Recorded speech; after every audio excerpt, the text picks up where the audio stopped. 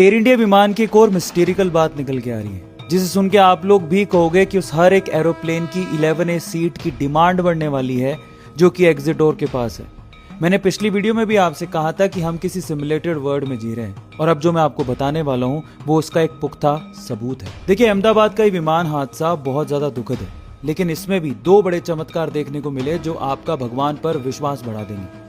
पहला था कि इतनी भीषण आग में जिसमें सब कुछ जल गया, उसमें श्रीमद् भागवत गीता एकदम सही सलामत मिली। ये कैसे हो सकता है, आप सोच के देखिए जरा। और दूसरा बड़ा चमत्कार ये हुआ कि रमेश नाम का एक आदमी इस भीषण आग में सही सलामत बच गया, जो कि 11A सीट पर बैठा था। याद रखिएगा, 11A सीट पर बैठा था वो। अब मैं 11A सीट पर इतना एम्फेसाइज क्यों कर रहा हूँ जानते हैं?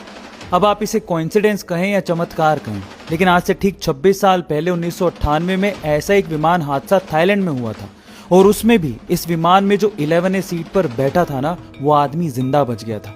वो एक थाई एक्टर और सिंगर है जिसका नाम है रोंगसक लोएचसक। और अब हो सकता है कि कई लोग कमेंट्स में कहें कि ये क्या बात हो गई, कुछ भी, लेकिन मैं आपको बता दूं कि जो लोग न्यूमरोलॉजी में विश्वास रखते हैं उनको ये पता है कि यूनिवर्स की भाषा मैथमेटिक्स यानी कि गणित ये अंक ही हैं।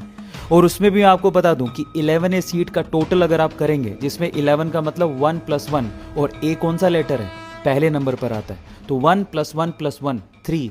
ये जो 3 अंक है ना, बेसिकली इसको गॉड्स नंबर कहा जाता है, इसको समय का प्रतीक भी कहा जाता है। अब आप ये सोचो कि जो आदमी समय की गोद में बैठा हो, यमराज उसका क्या बिगाड़ लेंगे।